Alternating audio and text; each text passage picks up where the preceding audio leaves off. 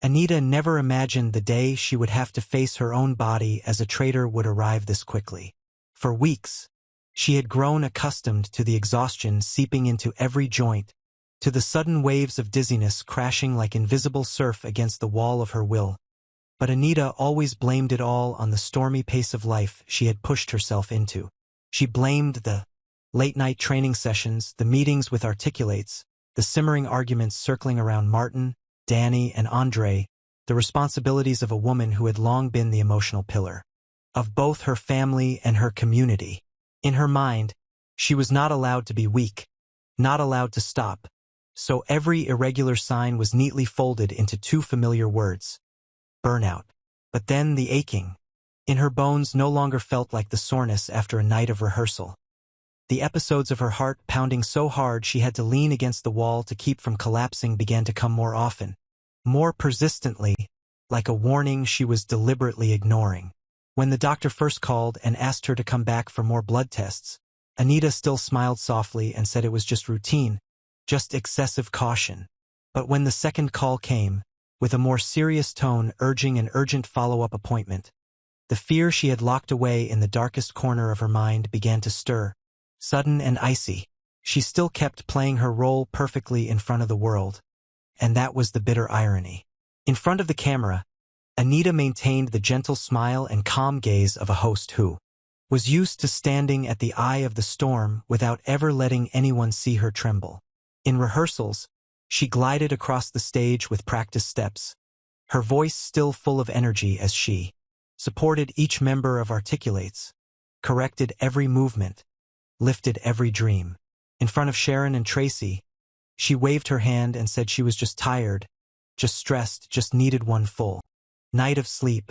But every time the backstage door closed, every time the sound of laughter receded into the distance, Anita could hear her own heart beating out of rhythm, the rush of blood in her ears like a countdown she did not understand, counting her down to what? She started staying awake more and more, not because of her schedule but because the worst-case scenarios slipped into her mind, fitting together into sharp, detailed images that made it hard to breathe.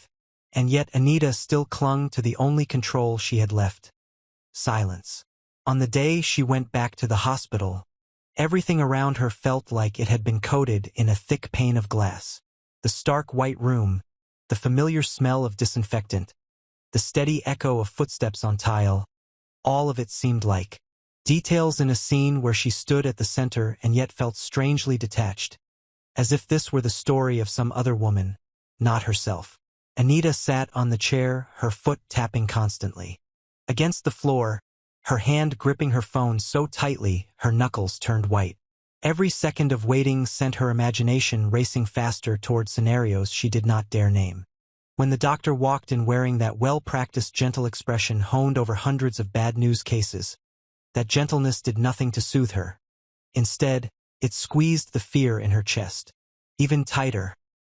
He invited her to sit, unfolded the paper, cleared his throat, and in that moment it was as though all sound had been drained from the room, leaving only the compressed thudding of her own heart, as if her body knew it was about to absorb a blow it could not dodge. Anita did not realize she was not entirely alone. Out in the hallway, Laura, the assistant who always tracked her schedule, was holding an iPad, her eyes fixed on the task list while her ears were drawn to fragments of words slipping through the cracked door. She caught phrases no one ever wants to hear together in a single sentence: blood cancer, terminal stage, prognosis, treatment regimen. Laura froze in place, her heart racing, unsure whether she should knock and walk in, run away, or pretend she had not heard anything. A few rooms away, Nicole, in her dual role as doctor and Anita's eldest daughter, had accidentally come across her mother's name while scrolling through the system, seeing it appear on a list of patients scheduled for endoscopic procedures and advanced testing. A data line that did not match, a blood value that was out of range triggered her professional instincts. She stopped, pulled up the file, skimmed the basic information, then stiffened when she saw a portion of the lab report still unlocked, with warning values highlighted in red. At that exact moment, in that white room, Anita heard the doctor utter the words she could never truly be ready for, no matter how many times she had imagined them. The diagnosis was spoken calmly, like a scientific statement: terminal stage leukemia. The professionalism in the doctor's voice, the softness in the way he chose each word to cushion the blow, only made them more brutal as they crashed into Anita's mind. She heard them, understood the meaning of every word, but her brain refused to process them, as if they belonged to a language from another planet. Most of what he said afterward, about treatment options, about the chance to prolong time, about protocols and statistics, dissolved into a thick fog. Anita could only clearly feel one thing. The life she had built through discipline, sacrifice, and endurance seemed to have been yanked into an emergency stop by some invisible, violent hand. She did not know when the tears had started falling. Only when she tasted salt at the corner of her mouth did she realize she was crying. The woman who had stood so proudly through countless storms suddenly felt small, fragile, as if a single heavy breath might shatter her completely.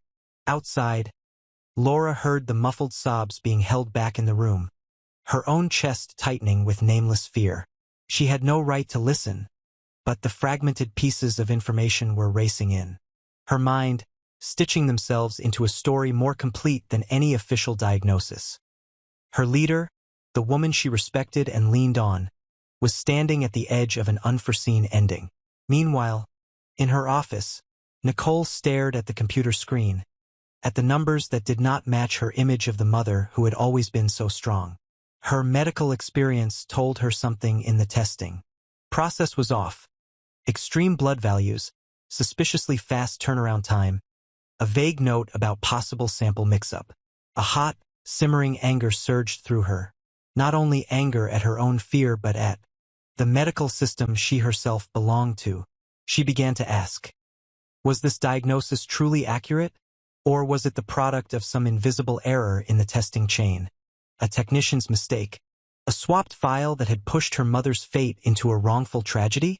Instead of clarifying anything, that doubt opened another layer of conflict. If this was a mistake, she would have to tear the system apart to find proof, confront the hospital and her colleagues, and risk shattering professional relationships and her own reputation.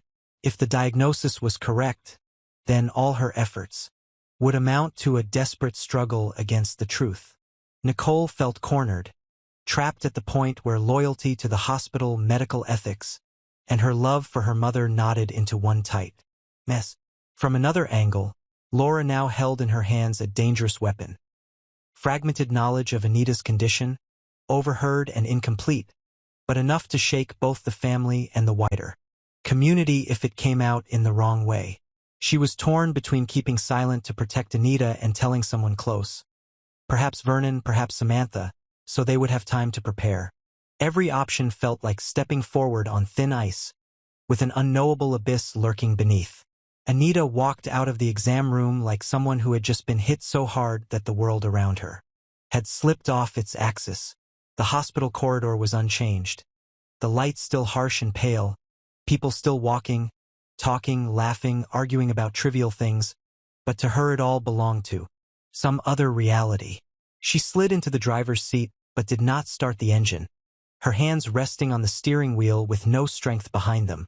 Nearly 30 minutes passed as she stared straight ahead, seeing nothing but a rush of images. Vernon's face when he found out, Danny's expression torn open once more after so much effort to heal, the faces of Smitty, Naomi, the entire Articulates group when they realized their guide might be leaving the stage forever. The thought of having to say those words to each of them, of watching them fall apart, of seeing the pain ripple out like circles in shattered water, made it harder to breathe than any symptom ever had. She began to imagine other scenarios, dark and distorted, as if some desperate defense mechanism had taken over. Would it be easier if she stayed silent, if she kept pretending it was just stress and fatigue, if she carried everything alone and even drove people away with anger, and manufactured conflicts so that they would grow to resent her, and therefore hurt a little less when the day came? In that moment, Anita felt a slow-burning anger rising, anger at her body for betraying her, anger at fate for waiting until she had just rediscovered the joy of performing, just repaired the fragile thread with Danny, just tasted a bit of peace in her marriage with Vernon, before landing this fatal blow. A part of her was also angry with her family, angry that they had grown used to depending on her strength, on her problem-solving, on her shoulders. She feared that if she fell, everything would collapse, and she would carry yet another burden of guilt for being the epicenter of that downfall. When she returned home, Anita was almost overwhelmed by the contrast. The house was full of laughter, the smell of food, warm light. Vernon stood in a corner of the living room, phone pressed to his ear, his voice low and steady as he handled a work call. In the kitchen, Naomi moved between pots and pans while softly humming, the aroma of spices spreading through the house like a reminder of family dinners Anita had always been proud to preserve. In the living room, Tyrell and Samantha burst into laughter at some TV show, tossing jokes back and forth whose words Anita could not make out, but whose carefree rhythm she could feel. She stood in the doorway and watched it all as an outsider. The diagnosis she had just received weighed on her chest like a boulder, and for the first time in her life she felt lost in the very home she had built. When Samantha looked up and noticed her, the girl's eyes lit with the unconditional affection Anita had long taken for granted. She forced herself to smile, murmured something about being held up at a store, about being a little tired and wanting to change her clothes. Her clumsy evasion did not fully escape Samantha's intuition, but as always, the child chose to believe that her mother was simply busy. Late that night, when the house had scattered into quiet, Vernon appeared in the hallway with the familiar fatigue of a long day, but his eyes were still sharp enough to see the difference in the way his wife moved, in how her silences stretched longer than usual. He slipped an arm around her waist, pulling her gently toward him, speaking in that warm, low voice that she looked tired, that she should go to bed early, that she could cut back on a few things tomorrow and rest. That tenderness, instead of soothing her, nearly made Anita collapse. She wanted to drop everything right then, to bury her face in his chest and tell him every detail of the doctor's visit, every fear, every terrifying number racing through her thoughts. But when she opened her mouth, the words she so desperately wanted to say vanished, choked off by the terror of seeing Vernon's eyes shatter. She suddenly realized that if he crumbled, if the remaining pillar of the family was dragged down by the fear of losing his wife, everyone else would be left adrift. So Anita swallowed everything back, kissed his cheek lightly, repeated the familiar refrain that she just needed rest, and stepped into the bedroom like someone willingly choosing a prison of her own making. In the closed room, with no one left to perform for, Anita finally let the truth engulf her. She looked into the mirror and saw a woman whose eyes had lost their usual light, yet still tried to keep her shoulders from slumping, her back from bending. It was the image of someone who had spent her whole life lifting others up and now had no idea how to lift herself when the very ground beneath her was giving way. At the same time, in different corners of this world, Laura and Nicole were also wrestling with pieces of the secret each held.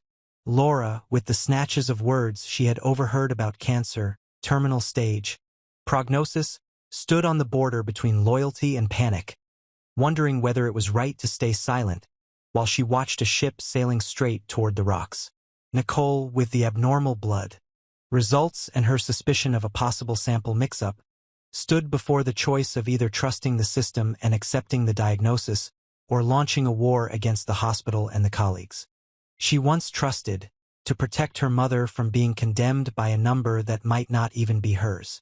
The cruelest question kept circling back to Anita like a needle pricking the same spot in her mind. What should she do next?